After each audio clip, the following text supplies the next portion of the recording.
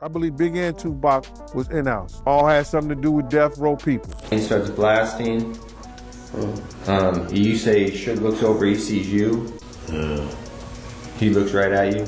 Yeah, he looked at me. When he looks over at you, and then, Tupac's busy getting shot. Evidently, the story is Tupac's trying to either get out in of the back seat or something. Yeah, what do you see happening inside of their car? I seen a bullet going Suge's head. I thought he was dead. Just when everyone thought the whole Tupac situation was finally done and gone, the feds came back around with a surprise move that flipped everything upside down. If Keith D was only a cover-up, this new arrest might be pointing straight at the real mastermind behind it all. He was keeping a certain name safe, a name prosecutors have been holding in silence for months. And when that name finally drops, things could explode in ways no one saw coming. The streets are buzzing. Big talk is spreading fast. The game just turned inside out, and word is flying that a fresh arrest just landed in the Tupac case out of nowhere. It's like the investigators were sitting on a major secret for almost 3 decades, waiting for the right time to move. This isn't some rumor or online theory. It's official business, real people in real trouble with real consequences. And the moment that headline broke, everyone started throwing side looks at one person, Keith D. Yeah, the same guy who's already locked in, already speaking, already waiting for that big day in court. Because if this new arrest connects the dots the way insiders are whispering, Keith's whole version of the story could fall apart completely. What many people forget is that there were 4 people sitting in that white Cadillac when everything went down on September 7th, 1996, and this new move could finally expose who was really calling the shots that night. 3 of them, Orlando Anderson, DeAndre Big Dre Smith, and Terrence Bubble Up Brown, are all gone now, leaving Keith D as the only person still around who actually saw what went down that night. But that doesn't mean the story ends with him. The prosecution just dropped details from a 2006 interview with another known associate who directly tied Davis to what happened. And this person spoke up way before Keith D ever started talking publicly. That means there's at least one more voice out there who knows the truth and shared it with investigators years ago. But things get even messier, because now the whispers are about who was really pulling strings behind the curtain. Keith D himself is reportedly pointing straight at Reggie Wright Jr., the former head of security at Death Row Records. And according to insiders, that's just the start of a much deeper web that could show who really helped set things in motion that night. While the media keeps flashing Keith D's name all over the headlines, the real conversation happening in the streets is way different. People are asking who else knew the setup was coming? Who else should be answering questions right now? And why did it take nearly 27 years for anyone to get brought in when so many folks clearly had pieces of the puzzle all along? They're not only ugly on the outside, but they're ugly on the inside too.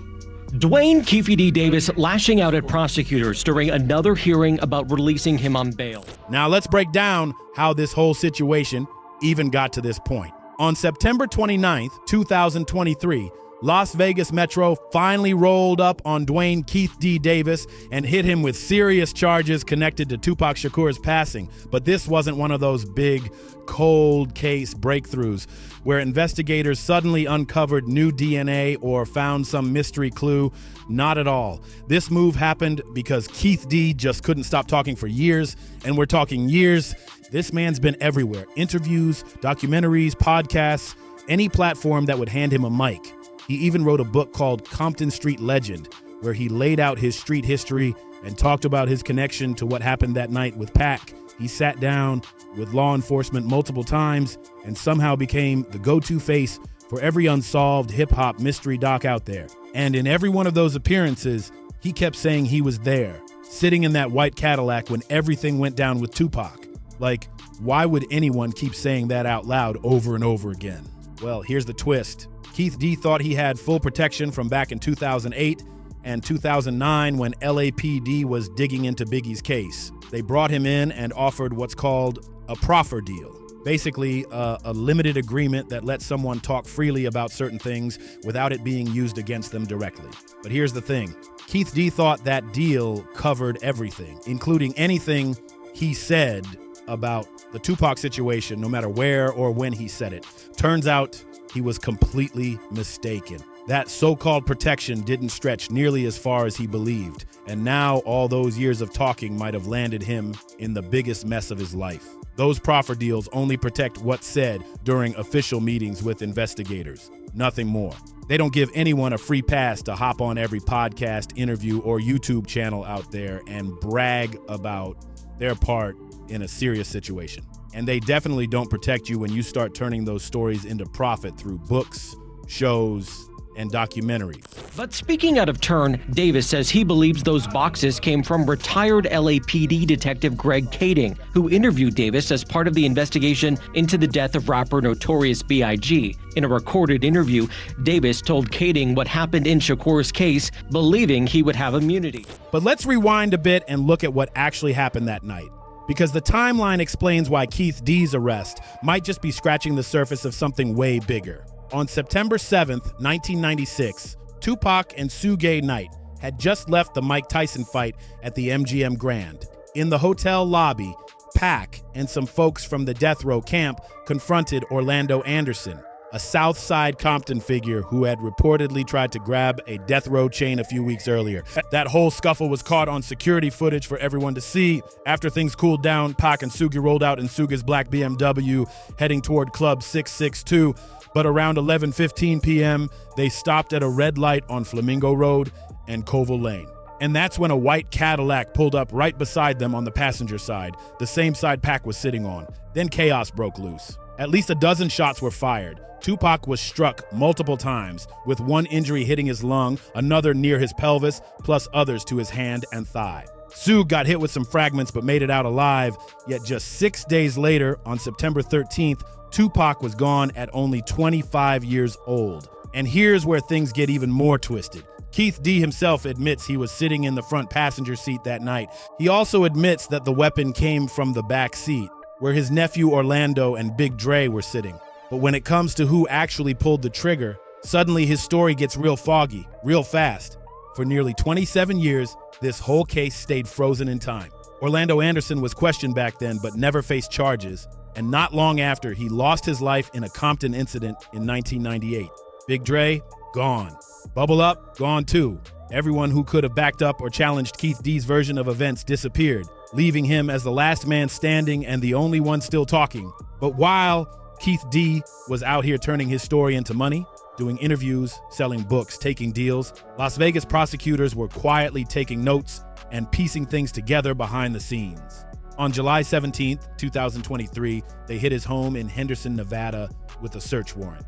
What they found? Documents and materials that lined up perfectly with what he'd been saying publicly for years. Just 2 months later, they decided it was time, and he was taken into custody. Now here's where things start getting even wilder, and why this whole story might not be anywhere near over. People close to the case, individuals who were actually around back then, are now speaking up and saying Keith D's story just doesn't add up. And if that's true, think about what that means.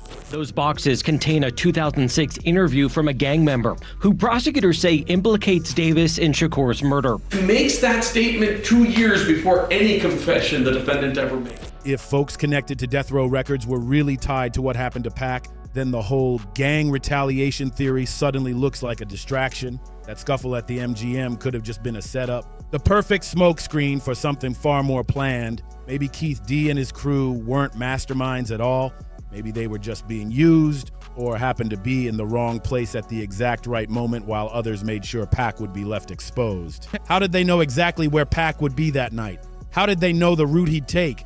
And how did they just happen to roll up to that same intersection at that exact second when his car stopped at a red light? The official story says it was all coincidence, that they were just cruising around looking for people connected to Death Row to confront. And by pure chance, they spotted Pac right there at the light. But come on, a lot of people on the streets aren't buying that at all. It's just too perfect. Too many coincidences, too much perfect timing, and way too many people who might have had their own reasons that had nothing to do with any street tension. Which brings everything back to the big question, shoot, who else was really involved? Because prosecutors went after Keith D, even though he's openly said he wasn't the one who pulled the trigger. If they're saying he's guilty for being part of the crew that carried out the plan, then legally, he's responsible under that same standard, but doesn't that also mean others should be held to it too? What about the person who provided the weapon? The ones who might have tipped them off about where Pac would be that night? And what about the whispers about people inside death row? Witnesses claiming some folks were celebrating when they heard Pac was gone. That's the reality hitting the streets right now. And people are saying this went way beyond one small group.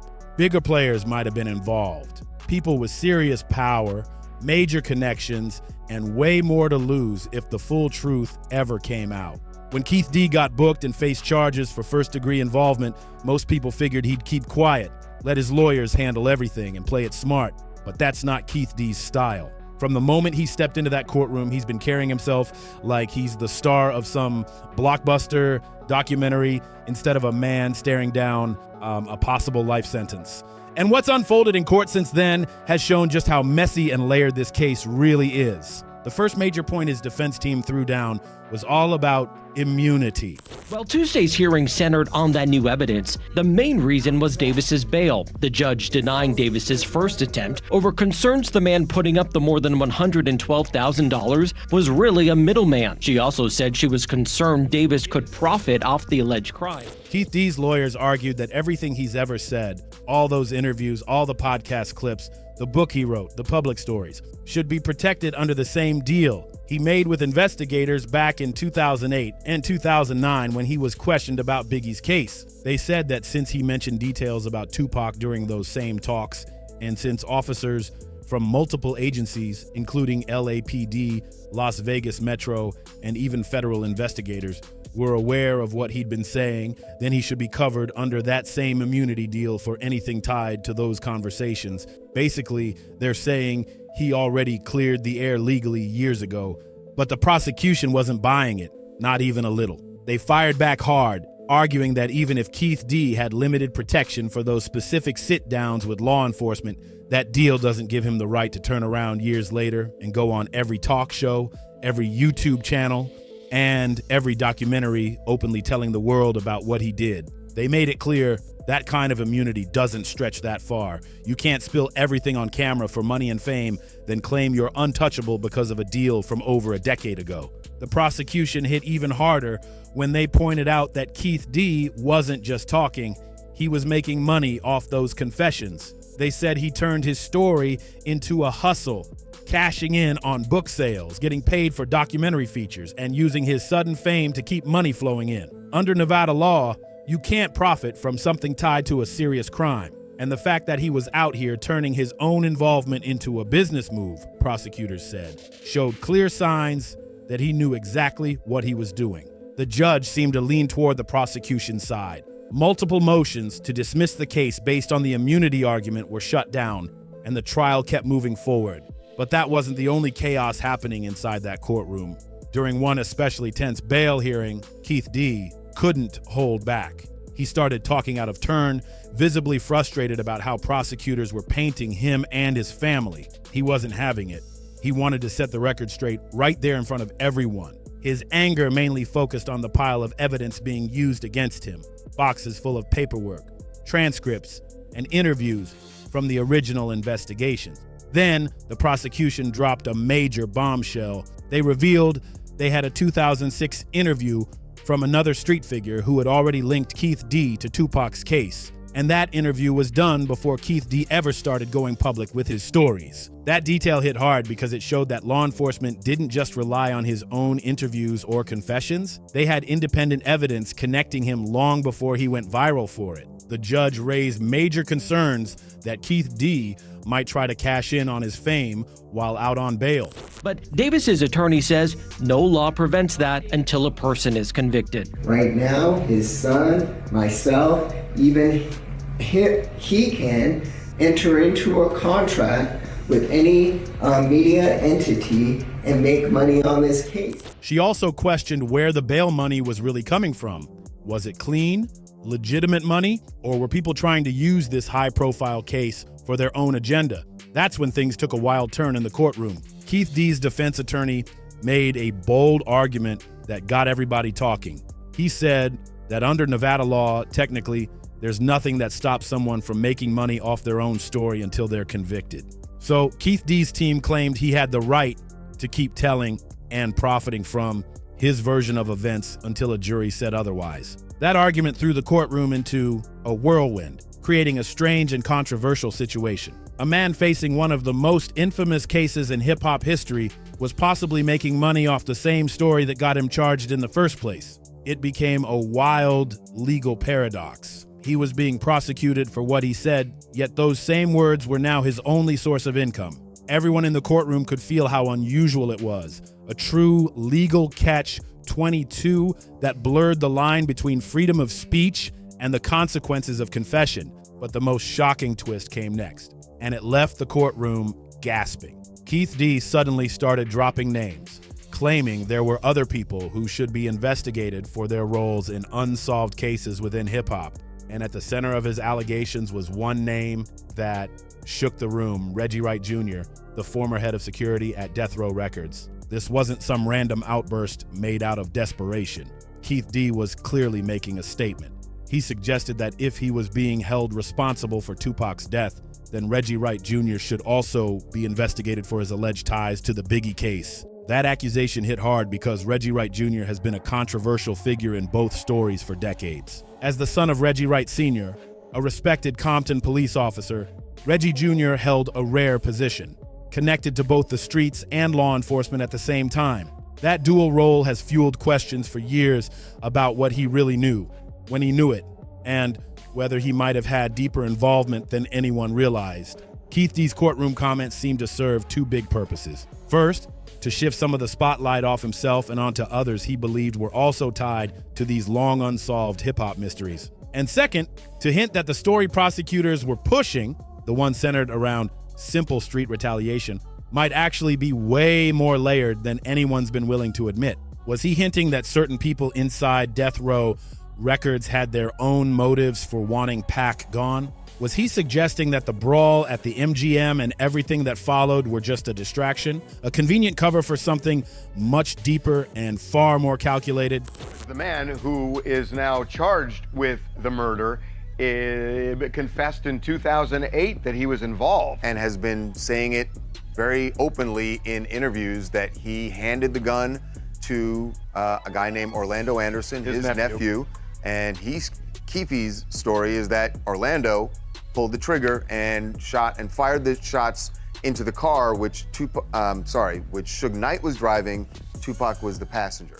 Those questions started echoing everywhere, and they only made the case messier. As the legal battle dragged on, the whole situation kept growing more complicated. The trial date, which was originally supposed to happen sooner, got delayed again and again until it was finally pushed to February 2026. The defense argued they needed more time to track down witnesses, break down the evidence, and dig into what they called decades-old claims that could clear their client's name. According to them, they even had witnesses ready to say Keith D wasn't where people thought he was when the incident went down. A bold claim that could shift everything if proven true. The defense said they needed every extra day they could get to properly prepare their side of the story. Meanwhile, the prosecution wasn't slowing down one bit. They were stacking evidence piece by piece. Keith D's own words from his countless interviews, his book Compton Street Legend, his podcast appearances, and every clip where he told the same story. They also had the documents collected from his home during the 2023 search, plus new and old witness statements from people who were actually in Vegas that night, witnesses who could back up key parts of the timeline. And to top it off, they still had pieces of forensic evidence from the original scene, nearly 30 years old, but still powerful enough to shed light on what really happened that night. Even if someone didn't actually pull the trigger, under the law, if they were part of the crew that carried out the act, they can still be hit with the same charge: first-degree tragic event. It's known as the felony tragic event rule, and it means anyone who plays a part in a serious crime that ends in someone's end can be held just as accountable as the person who actually did it. So even though Keith D has never flat out said he was the one who fired the weapon and has always claimed the shots came from the back seat where his nephew Orlando and Big Dre were sitting, the law still has him on the hook. Why? Because he admits he was in that car, admits he had a role in what went down, and admits that the whole thing was in response to what happened earlier that night at the MGM. Once word of that spread, the streets started buzzing like never before. Social media lit up. Every single court hearing was being live tweeted, dissected on YouTube, and argued about across hip-hop forums all over the internet. Everyone had an opinion, and the public was split right down the middle. Some said Keith D was finally facing the consequences he brought on himself after years of boasting about what happened and making money off Tupac's name. They felt like justice was finally catching up. But others saw something totally different. Number one, because I didn't think Keith D would never get arrested. Nor do I want to see him get arrested. You know, let's get one thing straight, first and foremost. You know, me and Keith D played on the same Pop Warner football team. And whatever the circumstances, if he had an involvement with anything, if he didn't have any involvement with anything, who want to see? I wouldn't wish somebody going to prison on my worst enemy. They believed Keith D was being turned into the ultimate scapegoat, a man who talked too much and ended up taking the fall, while the real masterminds behind Tupac's end stayed quiet and untouched. And that's where things get murky, real murky. Because while the case against Keith D looks solid on paper, built mostly on his own words, there's a growing group of people, including big names who were actually around during the Death Row Records era, who are now saying the official story doesn't add up. They claim that the whole gang retaliation explanation that's been pushed for years is either incomplete or straight up wrong. These insiders say what went down that night wasn't just some random street feud. It might have been part of something deeper, something more organized, something that's still being hidden even now. One of the loudest voices challenging the official story is none other than Marion Suge, Knight himself. Suge was sitting right next to Tupac that night. He was behind the wheel of the BMW when everything went down. He even caught some fragments to the head, but survived, making him one of the very few people still alive who can actually speak on what really happened that night. And what he's been saying from prison doesn't line up at all with what Keith D's been claiming. When TMZ reached out to Suge Knight after Keith D's arrest to get his reaction, what he said shocked everyone. Think about it. Suge Knight, the man who was literally in the car with Pac, the man who lived through that night, the man who you'd expect to be demanding justice louder than anyone else, he said he didn't want to see Keith D arrested. That comment left people stunned. Why would Suge, the one closest to the chaos, say something like that? Some think Suge was just being diplomatic, maybe trying to stay neutral or avoid seeing someone from his own neighborhood locked up. But others believe there's a deeper reason, one that flips everything on its head. What if Suge doesn't want Keith D behind bars because he knows Keith D isn't actually the one responsible? What if this arrest is doing more than closing an old case? What if it's actually keeping the real truth buried? There's a theory that's been floating around for years, whispered in interviews, online forums, and even in old documentaries, and it goes way beyond street beef or retaliation. According to this theory, Tupac's end, and later Biggie's too, weren't random acts of revenge at all. They were inside jobs, planned and executed by people who were on the inside of Death Row Records itself. That idea changes everything. Because if it's true, it means the entire story that's been told for nearly 3 decades might be nothing more than a cover-up. I ran the door at the 662. I seen Orlando and them when they pulled up in the Cadillac. When I told my homies, Southside's up here. My homies that was at 662, everybody had their guns. We knew it was gonna be something. The whispers say it wasn't about gang beef at all. It was about money, power, and control. This claim that both Tupac and Biggie were taken out by people tied to Death Row Records is explosive, and it's not just wild talk from internet conspiracy circles. This theory's been echoed by insiders, journalists, and even former Death Row affiliates who swear the story everyone's been fed doesn't match what really happened. Here's how the theory goes. By 1996, Tupac was becoming harder and harder to manage. He was done being anyone's puppet and was planning to break away from Death Row he wanted to start his own label, Machiavelli Records, and rumor had it he was going to take a bunch of Death Row's biggest names with him. That move alone would have crushed the label's dominance and threatened a lot of people's money, and it didn't stop there. Word on the street was that Pac was also planning to audit Death Row's financial records and call out the shady business going on behind closed doors. If that was true, it would have blown everything wide open. And for certain people, that kind of exposure would have been a complete disaster. In this version of events, the fight at the MGM Grand wasn't the reason Tupac was targeted.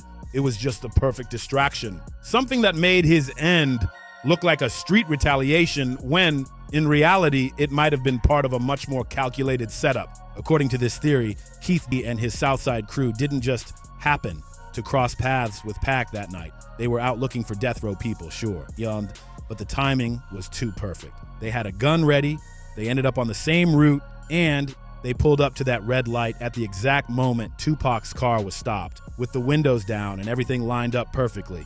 It all looked way too smooth to be random. That's why some people now believe Keith D and his crew might have been played, manipulated into being at the right place at the right time, while someone else was quietly pulling the strings behind the scenes. And that's where the real questions come in. How did they even know where Tupac and Soog were going that night? How did they know the exact route from the MGM to Club 662? We would have never seen him. My partner busted you. When we pulled up, I was in the front seat. Happened to see my friend, Shug. Shug looks over, he sees you. Yeah. He looks right at you. You said the shots came from the back. Big Dre, Orlando. Who shot Tupac? To keep it for the cold of the streets. It just came from the back seat, bro. And how did they end up right there at that same intersection at that same moment when Pac's car was stopped at the light?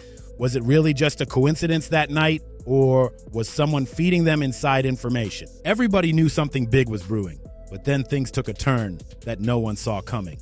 Whether there was a master plan or not, Pac and Soog never even made it to Club 662. They got caught at that red light on Flamingo and Koval, and that's where everything went down. The moment has been described in chilling detail, straight from Keith D's own words. Now here's the part where Keith D always plays it extra careful. He's openly admitted that he was in the car that night. He's admitted he was sitting in the front passenger seat. He's even said that the shots came from the back seat, but when it comes to who actually pulled the trigger, suddenly everything gets cloudy. Whether it was his nephew Orlando or his friend Big Dre, Keith D's never come out with a straight answer. That's left everyone guessing and debating. Some people think his vagueness is out of loyalty, that Keith D is protecting his late nephew's name, refusing to say anything that would tarnish his legacy. Others believe he genuinely doesn't know.